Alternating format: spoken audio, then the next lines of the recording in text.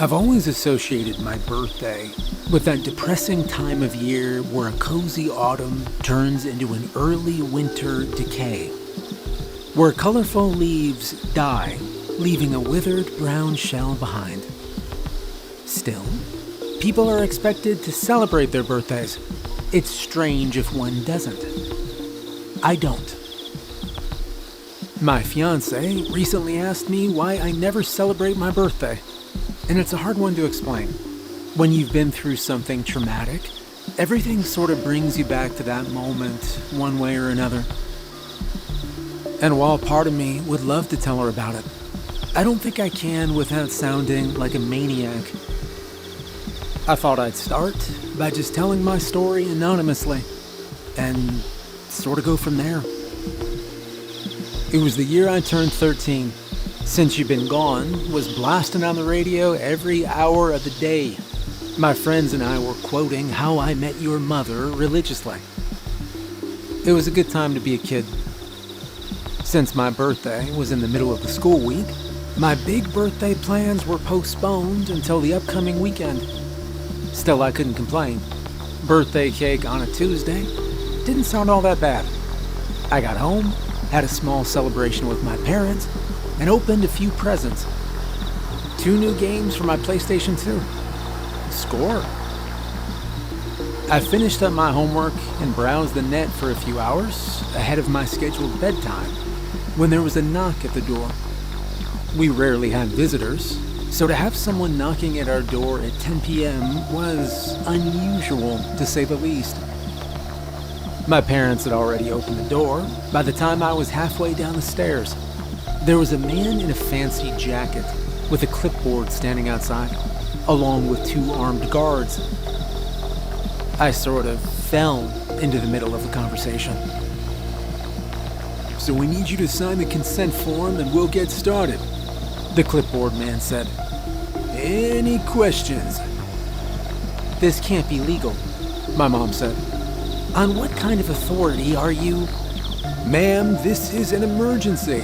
We have been authorized to bring anyone and everyone if need be. But I promise you it'll be a less pleasant experience than what you could achieve here in the comfort of your own home." As the discussion continued, the armed men pushed into the house. They had a sort of checklist they were going through, asking questions as they poked and prodded. Someone mentioned a satellite phone, which we didn't have. I hurried back upstairs. From my window, I could see them putting wheel locks on our car. They were testing some sort of electrical equipment too, and as they did, I could see the internet connection on my computer disappear. My cell phone lost all bars, and while I didn't check, I suspected they'd done something to our landline as well. They were isolating us, putting us under some sort of lockdown. I still didn't have the slightest idea of who these people were. There were no patches, badges, ranks, or symbols. Just a bunch of serious-looking men in windbreakers with visible gun holsters. After a few minutes, one of the men entered my room. My parents were worried sick, but were told to wait outside. The man looked to be about 6'4" and had the look of someone who could kill me with his bare teeth if need be. Without a word, he started going through my things. "You got any walkie-talkies?" he asked. "Any radio science projects, something like that?" No, I said. I got a PlayStation 2. "That can go online, right?" he asked. I never got the chance to answer before my mom added, "We don't let him play online games. It can't do that." As if to make sure, he pulled the power cable and dropped it in a sealed bag along with various knickknacks and keys they'd collected. They weren't taking any chances, and I wasn't playing my new games anytime soon, it seemed. As they finished up their impromptu house inspection, we were asked to gather downstairs. The fancy man with the clipboard cleared his throat, and the room fell deathly silent. Even my dad, who was usually a very assertive man, didn't have much to add to the conversation. That's how you knew it was serious. All right, listen up. For 72 hours, this and the surrounding neighborhoods are under lockdown, the man explained. There is a localized problem related to a recent geological event which has caused some unexpected issues. I'm sure you've noticed some minor oddities as of late. Like what? My dad added. Well, milk turning sour, houseplants getting a strange colored tint, swarms of frogs cluttering the roads, the man replied. My parents said nothing, but they nodded. Perhaps they'd seen something I hadn't. The man put down his clipboard as he explained calmly. You have been exposed to something akin to a chemical. It reacts violently to the release of certain hormones which are associated with deep REM sleep. To ensure your safety, we are currently enforcing a temporary 72-hour ban on sleep. Excuse me? My dad replied. My dad took a step forward, but one of the armed men responded in kind. They both stopped before it had the chance to escalate. As I was saying, exposure was approximately 9 hours ago, meaning you have about 63 hours left to go. That'll be approximately 1 p.m. on Friday. There's no way we can, my dad interrupted. But the man continued. This is non-negotiable. This is a matter of your security, sir. We have an emergency health service site, but I can promise you that it won't be pleasant. You will be chemically induced into sleeplessness for the full duration of exposure until the event is past. It can cause long-lasting brain damage. We were handed a folder each, explaining our responsibilities and rights. An unmarked red folder with 3 papers, one explaining their right to force this upon us, another explaining that we'd already signed the consent papers, and a third one, which was a form explaining exactly when we could go to sleep. There was also an inventory form explaining the items we were to have returned at the end of containment. They left a box of 50 glass vials, some kind of 4-hour booster shots. The man explained how underage children were not to take more than 1 every 7 hours, and that my mother, if pregnant, shouldn't take any at all. Luckily, my mom wasn't pregnant. I'm an only child. We were also given fiber bars with some kind of hormone supplement, unmarked and unbranded, but warm. Maybe they were made recently. The packaging was sloppy at best. The fancy man was trying his best to explain, and I could see my parents were eager to listen, but I barely understood half of it. Instead, I looked at the armed guards.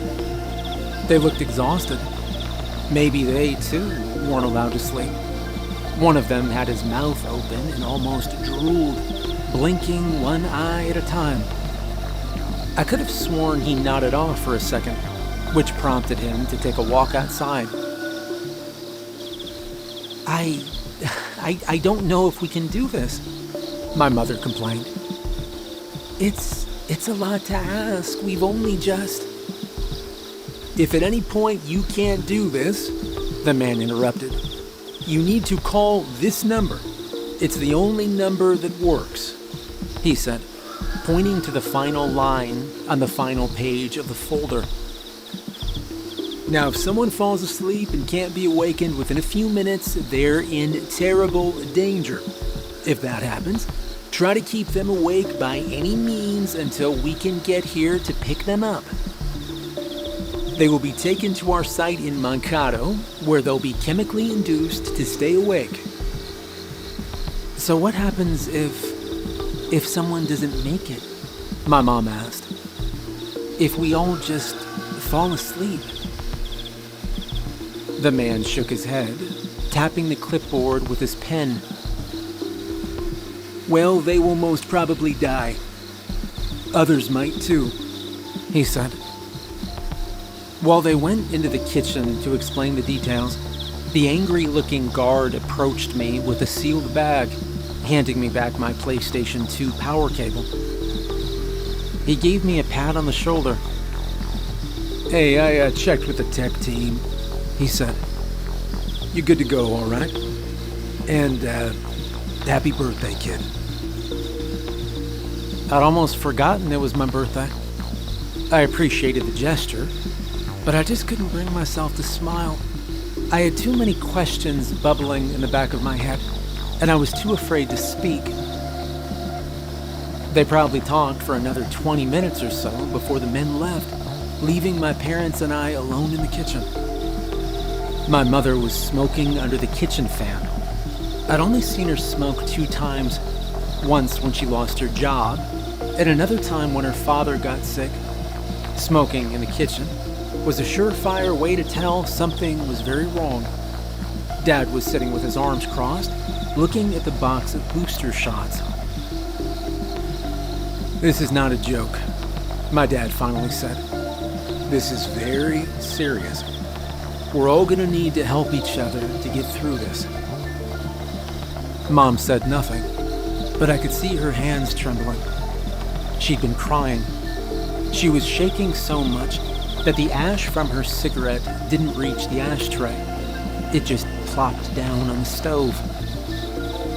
We can't be alone, Dad continued. We're gonna do our best to keep busy. You can play as many games as you want, but you can't fall asleep, okay? They gave me back my power cable, I said. Does that mean I can play PlayStation? Yeah, it's okay, honey, my mom said. It's okay, go play your game, okay? Now, for those first few hours, I didn't understand what the big deal was. No more school for the rest of the week, no bedtime, and unlimited screen time. That didn't sound so bad. I gamed late into the night. I got some snacks, along with one of those fiber bars. They tasted like twigs and raisins, but it made my brain calm. Not tired, but it made it easier to focus. It also made it harder to shut my eyes, making my eyelids itch. All lights in the house were kept on all throughout the night. Mom and Dad kept playing music on the downstairs stereo, and they desperately tried to keep me engaged. I was good just playing games, so I think it was more for their benefit than mine. At 5 a.m., Dad took his first booster shot. I could hear it all the way from upstairs. He was cussing pretty hard. Apparently, those things tasted like a mix of stale rice and death. Mom took her first boost about half an hour later, but she mixed it with orange juice. Apparently that helped. By 7 a.m., even I was feeling it. I'd never been up all night playing games like that before.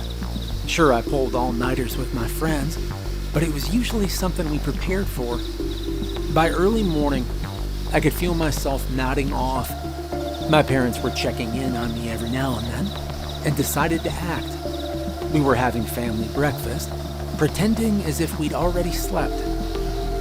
You know, you're always cranky in the morning, Mom said. Try to imagine, well, that this is just like that. Another cranky morning. I knew for a fact that they'd slipped one of the boosters into my cereal. I saw 3 empty vials on the counter, and I knew none of them had taken a second one yet. Still, I had little choice but to try. We weren't even halfway through the containment yet. As we finished our breakfast, we could hear commotion outside. I was upstairs brushing my teeth, watching through the hallway window. It was our neighbors, Larry Peterson, the 55-year-old man who worked the fishing supplies at the local mini-mall, crawling out of his front yard. He was throwing up something black and blue on the pavement. I'd never seen this man do anything more physically straining than trying to start a lawnmower, and now he was crawling on all fours like his life depended on it. I could hear his wife calling out from inside. She was screaming at him, but I couldn't hear what. Larry got up and almost leapt into the back of his pickup truck in a show of athleticism I'd never seen from him before. It wasn't until his wife got out of the house that I could hear what she was saying. Larry, wake up. I saw Larry Peterson grab a wrench, get out of the truck, and grab his wife by the hair. Suddenly, a hand covered my eyes as my father dragged me away from the window. I heard a scream turn into a gargle, followed by a hearty laugh, one I'd heard 1,000 times before. The same kind of laugh Larry Peterson would chuckle up whenever my dad tried to pull off a bad pun. My mind painted a picture of what happened, and it wasn't good. My dad spun me around and stared into my eyes. I could tell he wasn't himself. There were lines across his face that I hadn't seen before. Stay with me and Mom, he said. Don't look outside, okay? People are getting sick. Are we getting sick, Dad? I asked. He shook me a little, as if to make sure I was paying attention. We're gonna be fine, all right? He began. It's just a matter of time. But I don't want you to see people getting hurt, all right? Larry, he's not feeling well. There was a knock on the front door. Dad took point as Mom hid in the bedroom. I remember standing on the top of the stairs, looking over the railing to the floor below. There was a violent, angry pounding on the door. Larry Peterson's soft chuckle coming from the other side. He didn't say anything. He just pounded on the door with his wrench, laughing as he tried to get in. He went around the house, rattling our windows. He didn't get far before we heard a car roll up. There was a popping sound, but not like a gunshot. I think they tased him. By the time I could hear Larry Peterson get dragged off, my mom had come upstairs with a smile taped to her face, asking me to show her how far I'd gotten in my new video games. She was clearly trying to keep me distracted, but I didn't mind. At that point, I wanted to be. I could imagine Larry Peterson on the other side of the front door, his white t-shirt stained with that strange black and blue goo, wielding that wrench with a manic grip. The thing was as large as my arm and solid metal. I'd never considered it a weapon, but thinking about it now, I was scared. Had he really killed his wife? Why?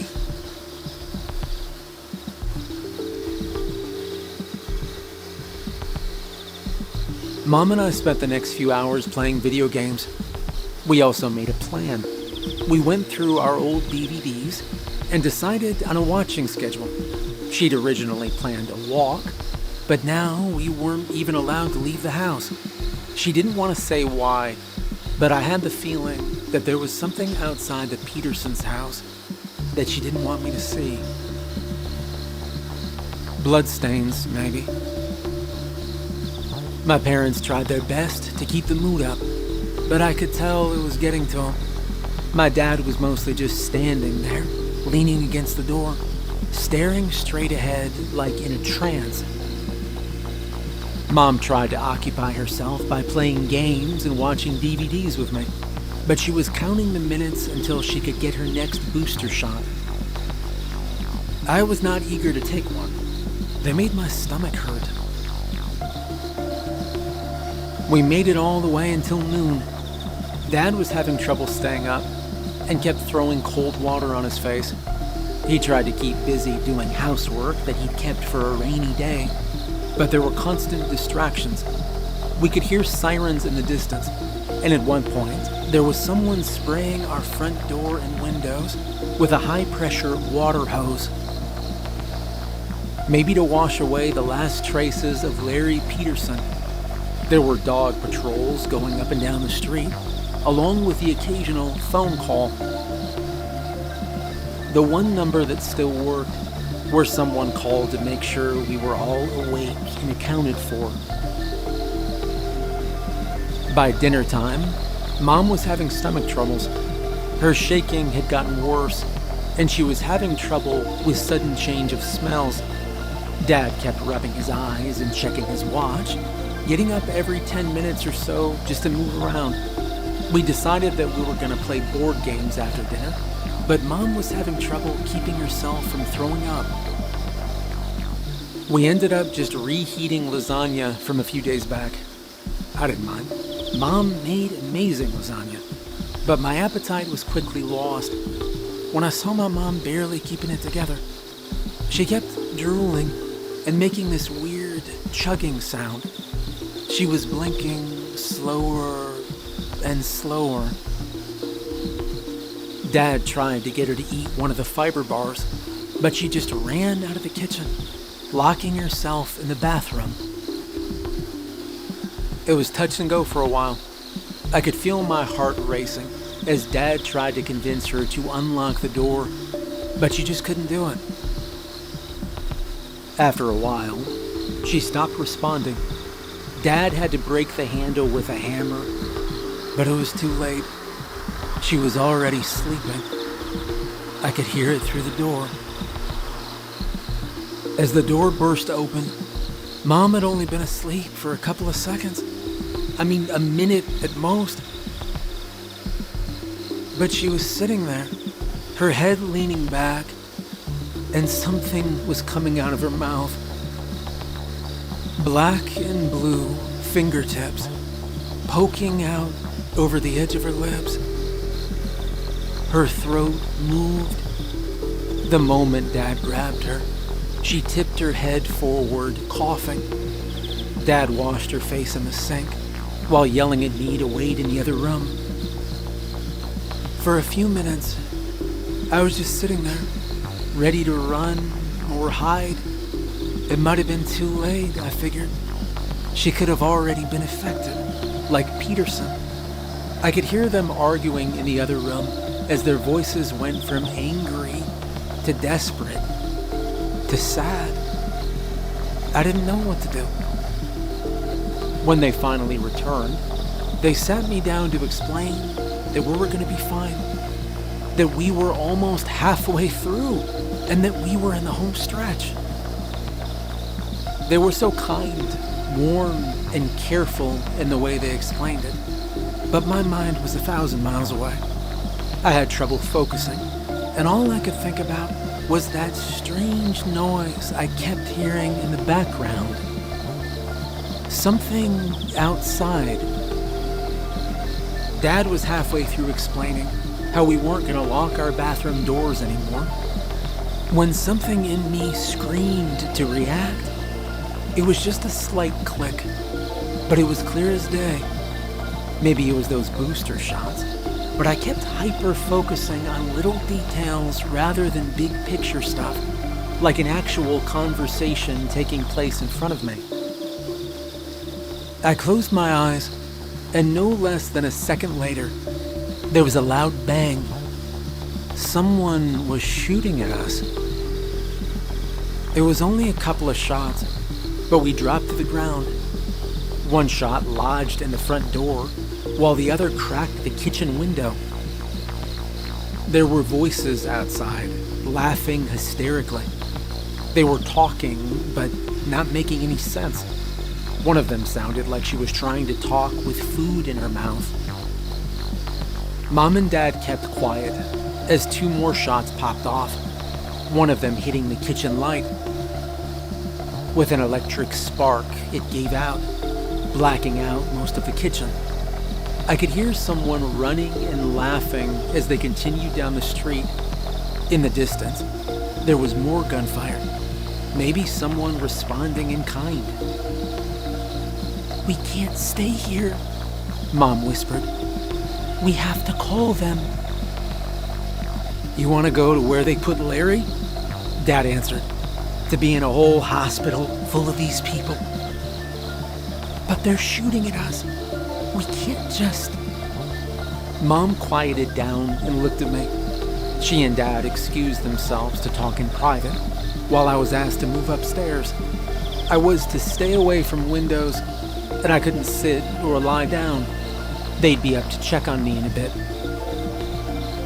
But of course, I was too curious. While still hearing them argue downstairs, I checked an upstairs window. I could see pretty far down the street, and in the distance, I could make out a car stalling on the side of the road. The headlights were still on, but it was surrounded by at least 6 people.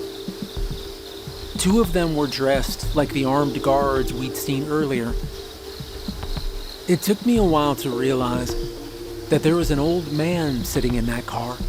I'd seen him around a couple of times, but I didn't remember his name.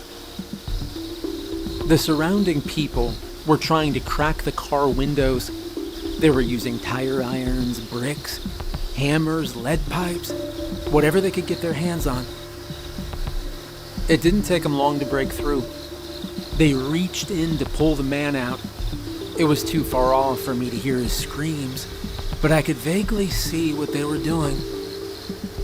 They held him down and covered his face with their hands, his eyes, his mouth, his ears, leaving only his nose to breathe through. Then they just sat there. It took me a moment to realize what they were doing. They were forcing him to sleep. After a few minutes, they let go of him. The old man slowly stood up, leaned against his car, and started to dry heave. After a while, the same black and blue goo that I'd seen from Larry Peterson started pouring out of his mouth, stopping only as he coughed up some kind of clot that could barely fit in his mouth. A clot that moved. As he straightened his back, he looked at the strange group, and they walked down the street together. Some jogged, some sprinted. One of them crawled, but it looked like he held onto something with his teeth. Either that, or something was coming out of his mouth. Something long. As they hurried down the street, I could hear more gunfire.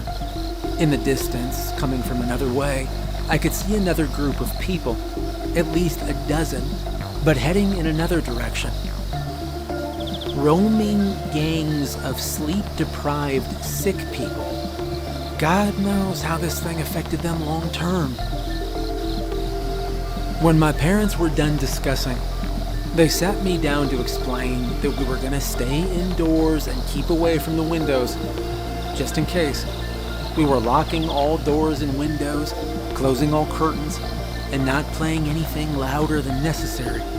We were to draw as little attention as possible. Of course, I agreed. What choice did I have?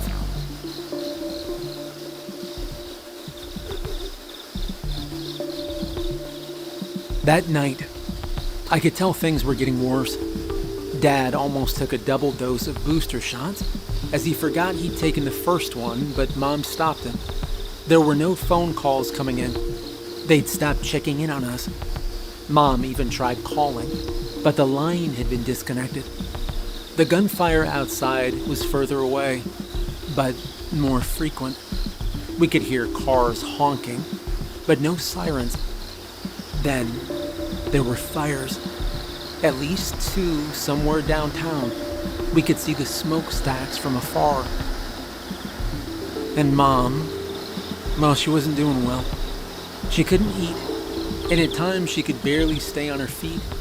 She kept talking out loud, even if no one was there with her. and she had to lean against things to stay upright. She couldn't keep the fiber bars down, and she walked around with her head bobbing back and forth. Dad tried his best to keep her active, but he was having trouble too. No matter how many cold splashes he put on his face, he just couldn't stay attentive. I wasn't doing well either, but nowhere near as bad. I still had my appetite, and I took my booster shots, but I could feel the side effects. My hands kept shaking, and I had this really bad headache. There were these pinches down my neck, like someone was shocking me with a wet battery. I'd imagine things moving just outside of my vision. I kept turning around to look at the windows as I'd started to hallucinate. By morning, there was a new problem. Both the power and the water had been cut. There was a small lake a short walk from the house, and we had no choice but to try and get some water. Mom volunteered to go, but that was out of question. She could barely stand. There was no discussion. Dad had to do it. We watched him from the upstairs window. The sun had just risen, bathing the withering landscape in long, sharp shadows and a sickly, bright glow. Mom was staring blankly ahead, as if trying to remember what was so important. "Isn't it your birthday soon?" "That was Tuesday, Mom," I replied. "Did you wish to get older?" she asked. "I wish for that. I want you to be able to get older." She looked at me and started to laugh. She blinked one eye at a time, her left eye lingering, a little longer than her right. Her eyes were sunken and dark, and she kept going cross-eyed. I think she meant well, but that look she gave me was nothing short of terrifying. It was like she'd been reduced to her most basic self. My mom was still in there somewhere, but most of her was just gone. After about an hour, I saw Dad coming back. I was so relieved, but it didn't last long. I noticed he wasn't carrying any water. Moments later, I could see he wasn't alone. There were about 24 more people coming with him. Mom didn't seem to react.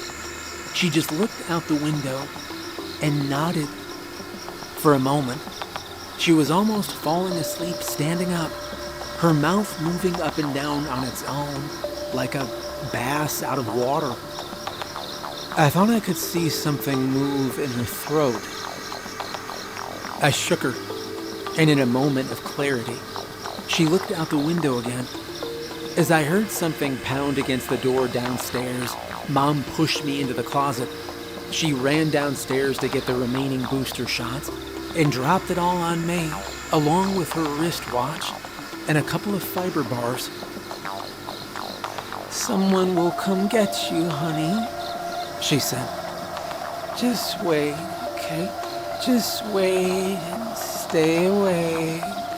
I'll try to think of something." I didn't have time to protest before she slammed the closet shut. I could hear a key slide into the lock downstairs. Dad may have forgotten something about who he was, but he hadn't forgotten how to use the house keys. I just sat there in the dark, listening. I curled up into a ball, but I didn't want to get too comfortable. I could hear furniture being turned over, unfamiliar voices yelling obscenities or incoherent nonsense. A fight broke out, and I could hear someone throwing something. Another person ran up the stairs and into the bathroom. A woman screamed, then a man. There was a gunshot, followed by windows being broken. I could hear a muffled scream, as if someone was held down, maybe like they did with the old man outside the night before. I must have sat there for hours in the dark. It was hard to tell if my eyes were open or not. I couldn't tell if I was really hearing something outside, or if I was imagining it. I could hear voices and whispers, but they didn't make sense. Sometimes, I imagined them standing just outside my door, asking me for something. All I had to keep my sanity company was my mom's wristwatch, and I could barely make it out. Time passed so strangely. I could be wrapped in a thought for what felt like hours, but only minutes passed. Then I'd catch myself staring straight ahead, and 2 hours could disappear. I kept repeating the next scheduled hour for the booster shot like a mantra. But things were getting stranger. The clock would go backwards. I'd imagine someone sitting across from me, a pair of white eyes staring back at me from the dark. There were little voices telling me to go to sleep, and I found myself nodding off. I could feel something moving in me, like a hand trying to fit into a glove. I finally got out of the closet. I could barely stand as I dragged the booster shots and fiber bars in a plastic bag. I didn't care if there was anyone downstairs. I needed to see something. I needed light or something. The whole house was trashed. Every piece of furniture broken. Every light smashed. There was blood spatter on the walls, and the front door was hanging on a single hinge. Every window was smashed, and our picture frames had been thrown across the room. But the strangest thing was an acrid smell coming from the kitchen. At first, I didn't understand what it was. It looked like a person, but there was the wrong number of limbs. After a few seconds of adjustment and trying to force myself to focus, I realized it was a dead body. A young man with a knife sticking out of his chest, splayed out on the kitchen floor. His jaw was extended and broken on one side. There was a black and blue arm reaching out of his throat, reaching upwards to grab his own head. Something in me stirred. Something in me did not like what I was looking at, and I wasn't sure if it was me or something else. I tried to push it down with a fiber bar, which strangely worked. I made my way outside in a daze. I didn't know what to do. Part of me wanted to find my parents. Another part of me wanted to get out of town. I wanted to look for a bike, or just start walking, or, I don't know, catch a bus. Of course, there were no buses to catch, but my sleep-deprived mind couldn't separate fact from fiction anymore. The entire night was one long nightmare. I kept imagining things coming out from the dark. I could hear voices telling me to turn around, to stop, to run, all at once, and none at all. I could barely keep my balance, and stopping even for a moment would send me straight to sleep. I had to keep going. I even took an extra booster shot, which just gave me this sharp jolt of pain and made me sweat. I took a shortcut through the park. I could see faces coming out of the trees. I saw a man lying face down on the gravel path, being pulled forward by an arm coming out of his mouth. I saw a man by the lake, repeatedly slapping his arms against the cold water surface like a manic child. I was so tired. Some of it was real, some wasn't. I couldn't tell which was which. Not anymore. When I finally reached downtown, I saw at least 24 people gathered outside a burning building, all of them with black and blue arms reaching out of their mouths, stretching towards the flames, as if slowly wafting air towards them. Like human kelp moving across an invisible current, they leaned back and forth in unison, praising whatever chaos they'd caused without a word or a sound. And yet, I could hear them, welcoming me, beckoning me, all voices unique, carried to me by an unfelt wind. "Come closer," it begged. "You belong here." I turned away, and the voices grew louder, desperate, demanding my attention. Some of them coming from outside. Some of them, I think, were coming from the rumble of my stomach. "It's already here," the voice laughed. "It'll never go away. It'll never sleep. It'll never stop." Hands reached for me, a face in every window, voices reaching from beneath the concrete. Gunfire, broken windows, glass cracking under my rubber boots as I shuffled past burnt-out cars. It was dark, then bright, then dark again, and at some point, I succumbed. I felt concrete against my cheek, but I just couldn't bring myself to get up. My legs wouldn't move. My eyes wouldn't open. "Yes," the voices said.